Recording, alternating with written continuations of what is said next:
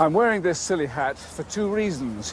One, the lady I'm after has a sense of humour, and two, I'm at the Woburn Golf and Country Club where she's having a lesson from Tom O'Connor. And this is going to be filmed for her new BBC series called Next. And I'll tell you what's going to happen next. She understands that her co-presenters in the show are filming something else, somewhere else, but of course they're not. They're here with me because I'm acting as caddy to Valerie Singleton and John Noakes. Hello. Well, Dad in a silly hat, isn't it? Yes. well, times have changed. Cracker Jack and Blue Peter, all things Long of the time ago. past. What are we going to do? You're going to be our caddy, do all the hard work. Now, she is up there peeing on the first D. The first two. Right, let's... So, shall we wander off and you sort of hover behind? Yes, ma'am. You It's do the story the of my hard- life. you Thank do you. the hard Caddy, work. Thank you. this way. Incidentally, the lady whose story we're telling is not only funny, she's brave. Doctors gave her 5 years to live, and that was 6 years ago. Try my 5. It's lighter. Yeah. All right. We've got a ball from Marty. I shall do it. All right. You going that way, boss? Oh, yeah, that way. Nice to see you. How are you? How are you doing? Very well. You getting on all right? Your day gone? We've got our caddy. Good morning, Mo. How lovely to see you. God, you're killing me these days. Sorry to catch you on the first tee. We want to stop you going all the way round and go straight to the 19th. Because I'm here to say, Marti Caine, this is... Hi.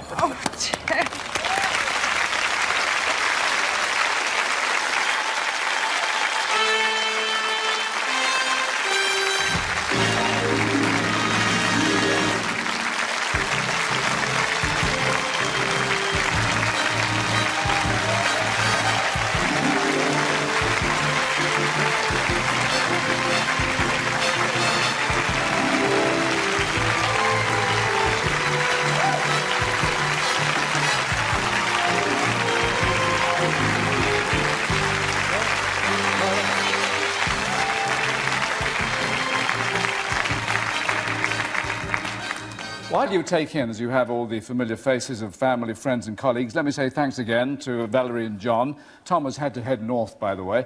And here are the most important men in your life. Your husband, television and theatre director, Kenneth Ives. And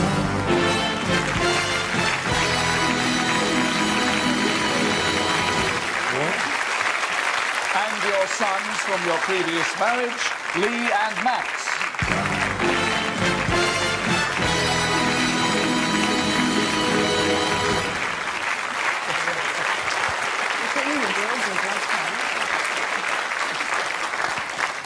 Very tall in your family. I'm glad they're sitting down, really. Now, Kenneth, you've recently directed Marti in a play, but her talents aren't confined to the stage, obviously. She's the most extraordinary woman I've ever met, I think. She was brought up by her grandfather, who was a master carpenter, and as a result of that, she knows how to make shelves, build furniture. She's also a seamstress. He went to cook. She's a seamstress, so she can upholster furniture as well. The one thing she hasn't cracked is car mechanics, but wives can't be perfect, can they? Oh, I don't know. Ooh, a hiss from the audience there. Lee and Max, what about the cooking? Is that superb? It's atrocious. It's absolutely atrocious. And then she'd be the first one to take the mickey out of herself.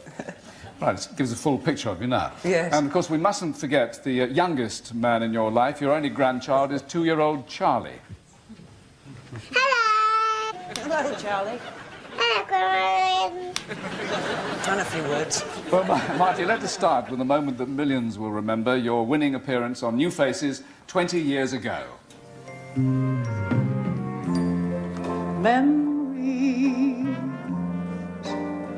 light the corners of my mind. Misty watercolors, memories of the way.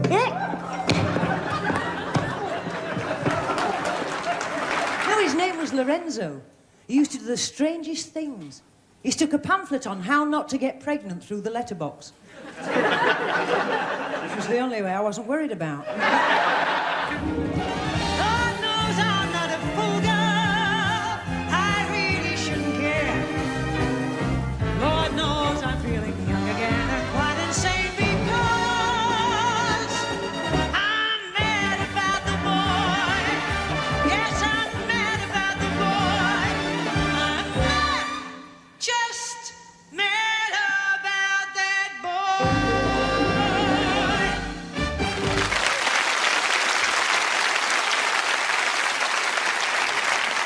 very nice work. And another New Faces winner planned a top-secret romantic wedding in Barbados 5 years ago. No one was to know, and then who should he spot sunning herself? Oi, it's Marti Caine. And that is Jim Davidson.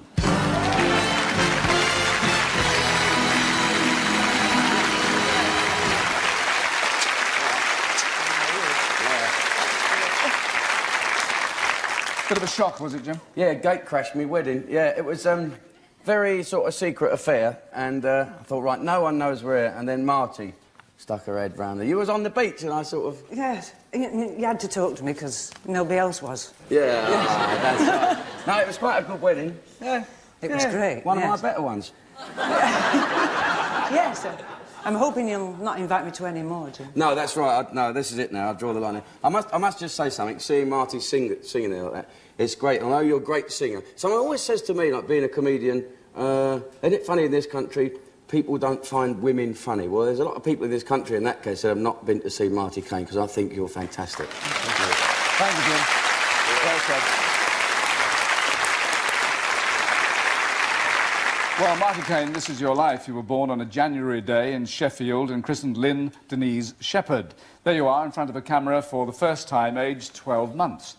27 years later, you changed your name when you became a full-time entertainer. Now, how did you choose that new name? From a gardening book. It was, well, it was Zoe Bond for a week and Sonny Smith for a week, and I wanted something androgynous, you know. I didn't want to be Julie Rose. I wanted something like Dusty Springfield. So we got a gardening book, page 47, fourth line down, second word along, green fly. Right, page 49, and so on, until we came to Tomato Caine, by which time... my husband at the time got bored with the game and said, oh, call yourself Marti Caine, that'll do. And the guy on the other end of the phone rang and I said, Zoe Bond won't be here tonight, it's Marti Caine. He misheard and put Marti Caine. So that's how I became Marti Caine. That's where our history was started.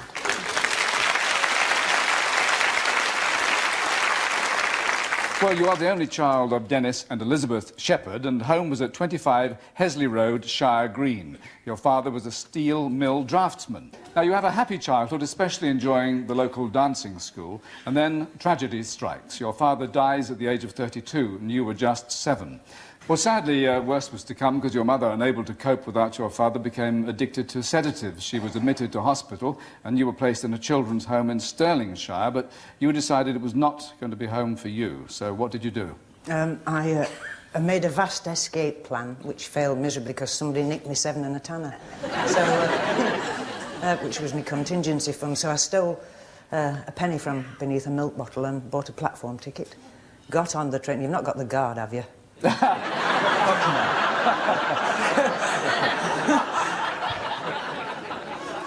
And I got discovered in Carlisle, and then my grandfather came and collected me. Right. Well, your mother remarried, but sadly died at an early age, and you were brought up by your grandfather, Walter. You called him Pop. And here you are, aged 12, looking a lot happier about life. School days were happier too at Hatfield House Lane in Sheffield, as your school friend Pam Rigby reminds you. Hi, Marty. Some familiar faces of 34 years ago in here. Hi, Marty. Marty, I'll never forget the morning you turned up after being in a beauty competition the night before. You were plastered in makeup and had a really fashionable beehive hairdo. It looked great with the white ankle socks and gym slip. What about the night you came to the school dance wearing a ball gown? You felt overdressed, so you wanted to go home to get changed. I took you on my motorbike, and when we got there, we hadn't got a key. I didn't want to try and climb up the drain pipe, so you took your dress down your knickers, and I gave you a leg up. Can you remember? Yeah. And what about the day you made us laugh so much? Our teacher, Mr. Lowe, sent you to stand in the corner. And what did you do then, Marty? You got even louder laughs heard all over the school when you did this. Bye, Marty. And from your school days, they are all here tonight. Oh. Pam Rigby, Janet Bedford, Dave Mawson, and Barry Cook.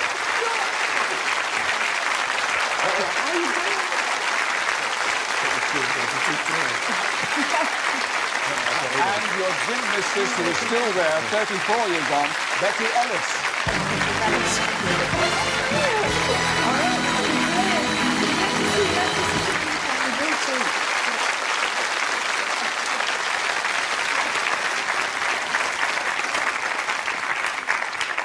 Well, you're still at school, aged 14, when you win a local beauty contest. Your grandfather sees a new career for you and foots the bill for a modelling course. You also do weight training when you're limbering up for the beauty contests. And we all envied your vital statistics. Your friend from the beauty world more than 30 years ago, Delise Humphreys.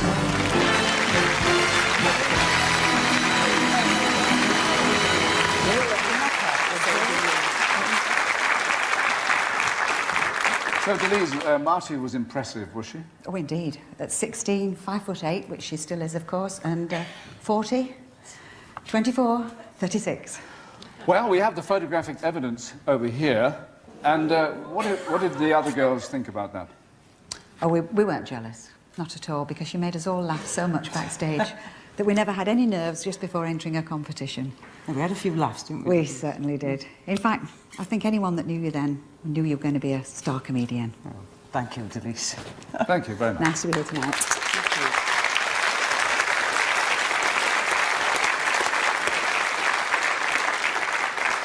In the early 60s, you're a front-runner in a string of beauty contests in the North. In 1962, you're a Miss England finalist.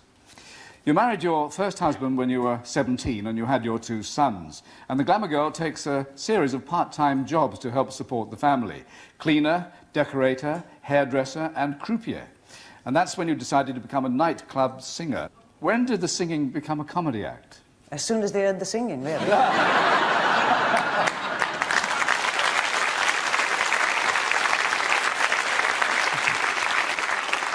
Well, one night you were performing at cabaret at a Chinese restaurant in Sheffield. And I made the mistake of nipping to the gents. It's Paul Daniels and his wife, Debbie McGee.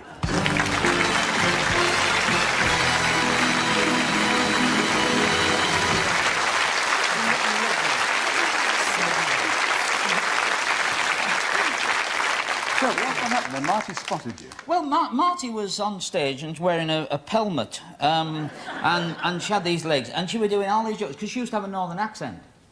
And she was saying, hey, look at these legs, you know, and see more meat on Lester Piggott's whip, and stuff like that. And I'd never heard of Marti Caine. I'd gone for a meal, and I'm watching it, and she'd never heard of me, and we were both the great unknowns. And I thought she'd finished the act, and I got up, and I went to the toilet, and she did false tabs, and when I came back, she's on stage, and of course, I'm not very tall. The lady is elegant and tall. She wasn't then, she was just tall. And so I get all the gags all the way back, you know. Oh, look at your shoes, they're right shiny, and they're suede. Because I've just been at the toilet. And I'm getting all this. And I thought, no, I'll sit down. It's her turn. Well, about 3 weeks later, I'm on Batley Variety Club, and I did all right on Batley, and I got some hecklers, and I put them away, you know. And this whirlwind burst into my dressing room. You're fantastic, you're fantastic. It's like, you know, it's all going. I thought, it's all Mother Riley returned, you know, and she's there, and she's doing all this, and you're fantastic, and I've seen you before. And I says, you took the mick out of me all the way back from the toilets.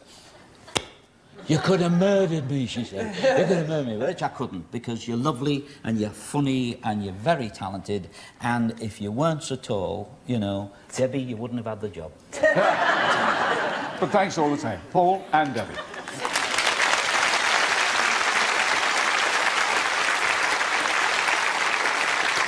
The Northern club scene swings in the 60s, and you become resident hostess at Sheffield's Fiesta Club. You introduce headliners such as Ella Fitzgerald and Nancy Wilson, and study the techniques of comedians such as Tommy Cooper and Dave Allen. Then your friend, Johnny Peller, friend and agent, hears them an audition for a TV talent show. He talks you into going along, and you find yourself on network television in New Faces. In 1975, the grand final at the London Palladium. And the act that goes to Las Vegas to represent New Faces is Marti Caine. Someone else who was in the lineup that night has this to say to you now, Victoria Wood. Hello, Marti. I just wanted to say hello, and it seems a long time since we were at the Spider's Web Motel in Bushey, getting our script every Monday morning, and people used to go, Marti Caine, Marti Caine. I'm not in this, Marti. People are very irate at the amount of things you were given to do in the summer show. And you lent me 20 quid the first week, which I was very grateful for, and I did give it you back. And I hope you have a lovely night. Bye. Thank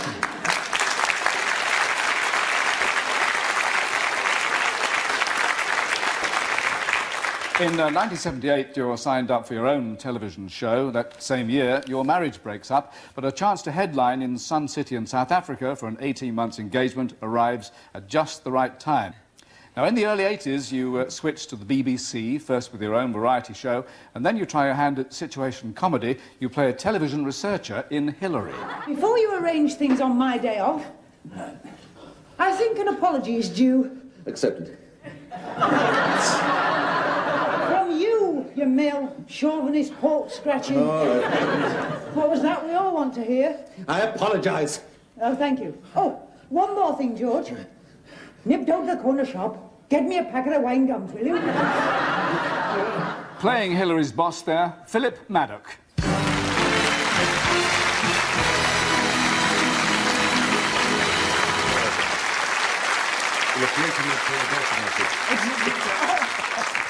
Philip, how can I put this? You played a key role in Marty's private life. Yes, I did, really. It was when we were doing the show, we just had lunch together. And as I was on the way out to the BBC restaurant, Ken saw me and called me over and said, who is that lady there? And I said, she's working with me. She's Marti Caine. He said, oh, very nice.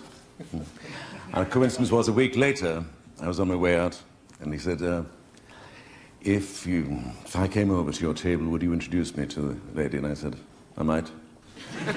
So he came over and I said, Marti, Ken. I had a brief word. A couple of days later, I said to her, listen, I said, Ken wants to know that if he rings you up and asks you out, will you go out with him? And she said, Ken who? And I said, Ken, the tall fellow we met on Sunday. He said, oh, yes. Is he married? And I said, no. She said, well, I might. And a couple of, several weeks later anyway, Ken phoned me up again and said, we get on very well, you know, Marty and I. In fact, we're going to get married. And we'd both be delighted if you would be the best man. So, with me as best man, they got married. Well, there you are, on your wedding day in February 1985. Thank you very much, Philip Maddock.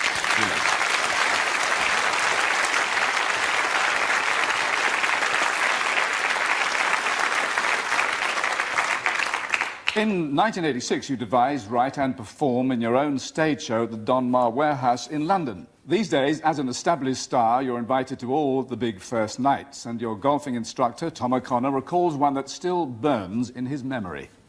Marty, my favourite story about you is when you went to the opening night of The King and I in London, and you were standing there with a cigarette in one hand and a drink in the other, and no means of lighting the cigarette, and just as you started to panic with your long fingernails, beautifully painted red, in came Yul Brynner, walked past with a lighter and went, pfft, gave you a 2-inch flame, you went like that, he set fire to your nails and you had to put them on. Ended up like this. Won't happen tonight. Have a great night.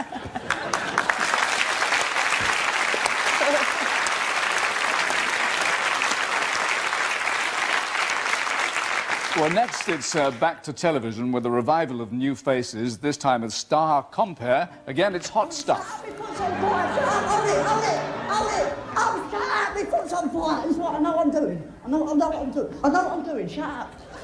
He hasn't taken a backward step since. It's Joe Pasquale.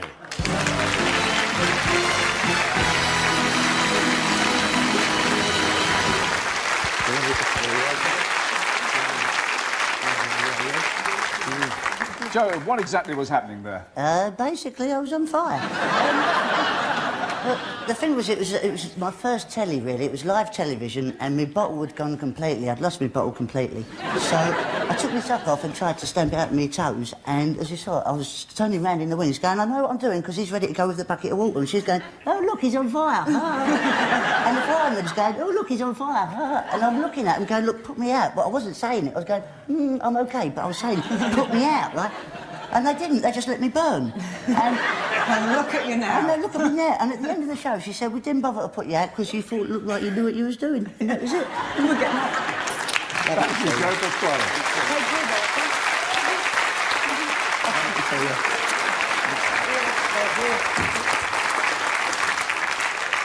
Well, you host 3 series of New Faces in the late 80s, as well as playing the Red Queen in Snow White at the Cambridge Arts Theatre, then at the Strand in London. Right now, I'd like to remind you of your very first panto, and we're going over to Blackpool to hear from Brian Conley. Hi there, Marty. You know, it's a great honour to be talking to you. I always knew you were going to be a big star, and you are. And You know, you're a great singer, you're a great actress, you're a great comedian, and I think, sincerely, everybody has, you know, got great inspiration from your courage. I have a lot of courage because at the moment I'm appearing on the North Pier. But have a great night. Thank you, Brian.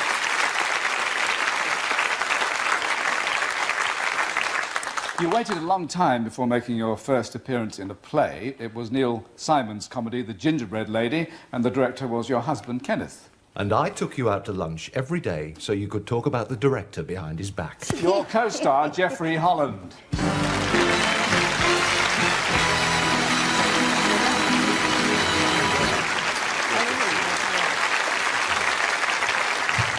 Geoffrey, what was going on? Well, we were doing The Gingerbread Lady by Neil Simon, as you said, and Kenneth was directing his wife for the first time. I think it was probably the last time as well. The rumour had it that Ken was giving Marty a bit of a hard time in rehearsal, so I took her out to lunch most days to the pizza parlour next door, where we sat and we got addicted to pizza, didn't we? We did, yeah. But what I just want to say is this lady has not had a day's training in her life. And apart from being a brilliant comedian, a wonderful dancer, you are the most wonderful, instinctive, realistic and natural actress I've ever had the joy of working with, and I hope I work with you again soon. Oh. Thank you, Geoffrey.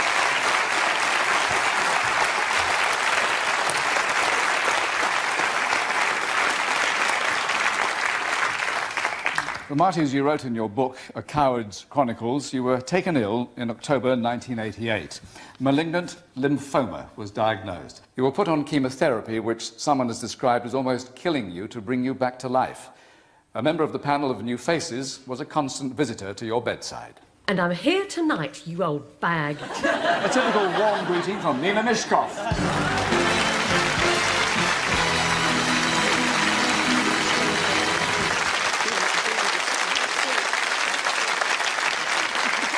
Nina, look, we'll just remind ourselves of your tender relationship on television. Welcome, Nina. It's a very brave remark. It's a very, very brave remark to make to a woman like me. Then we can all see you're a brave woman. You've come here with only half a frock on. I mean, what do you think she looks like? She looks like a bloody daft giraffe in a pair of curtains. Well, is it true that viewers really thought you were enemies? We were on stage, actually, you know. Well, we weren't enemies, but, you know, We're she'd up get against stuff. each other, yes, yes, we were. yes. And we, But you only bother insulting people you really care about. Oh, yes. No, but we got on terrifically from the first moment. And it wasn't long before we had a phone conversation. You rang me up one night and you said to me, do you realise you're stuck with me? You're my friend. And when she was in hospital, I happened to go away for a week's holiday. When I came back, what was sitting there? A huge bouquet of flowers. Welcome back, you old bag. And I'd only gone away on holiday, as if I was the one in hospital. And the courage. The courage. Not a coward at all. After facing you, love, you can face anything. Well, you do know what this woman said when she was told that she had lymphoma? Does that mean I'm a lymphomaniac? So witty, warm, wise, always intelligent. My dearest friend, I love you dearly. Thank you, Nina Mishkov. You old bag, you too.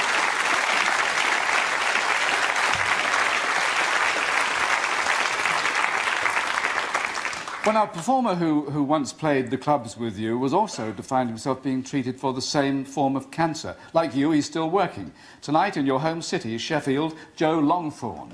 Congratulations, Marty. I remember when I was 12 years old, first appearing with your good self, it was at the Rotherham Trades and Labour Club, and you went on the stage and you really knew how to really give it to them. A fabulous comedian, a lot of honour, humour, strength, and a wonderful voice that captured my attention, and it has done ever since. A wonderful sort of honesty and integrity that comes out with your singing and your songs. It's given me a lot of inspirations. I'm sure it has done thousands of other people watching this show tonight. And I want to say, Marty, keep on giving the inspiration, keep on singing, and keep on giving it to them, because you're the greatest. Thank you, Joe.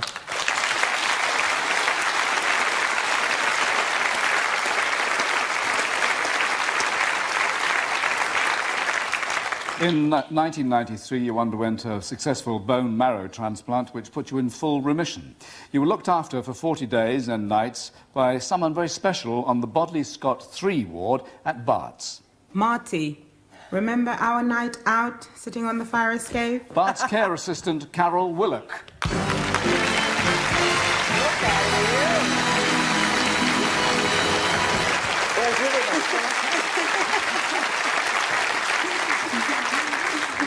Carol, what were you doing on the fire escape? We were talking about men, the family, talking about her illness, her courage to fight through her illness. I was having a quick fag. I didn't want to say that. I know you didn't. What a sweetheart. You were a wonderful patient. You were very courageous, very brave. You always found time for all the other patients. Just talk among yourselves. Go on, love. Listen, we've got a fire escape outside. You can do it there. Carol, thank you very much.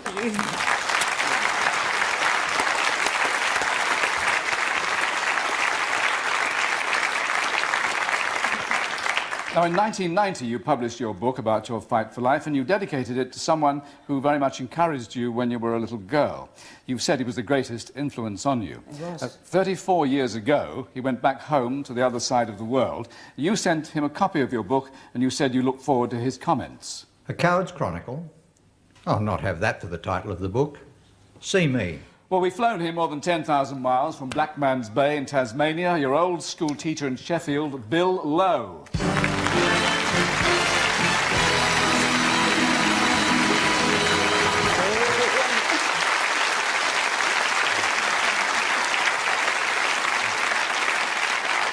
Bill, you're very welcome. Were you surprised to have the book dedicated to you? Oh, my mind was completely blown. I was just so honoured because it showed the fulfilment of all the promise that was there 34 years ago. And for me, I just couldn't believe it. You know, Lynn is like something that's come out of Sheffield. She's come out of Sheffield, a crafted product, an ingot that's been tempered very finely and crafted. I'm just so proud of her. You made such a difference to my life, Mr. Lowe. I can't tell you what a difference you made. You've made a difference to mine, too. I'm back in England. Marti Caine, this is your life.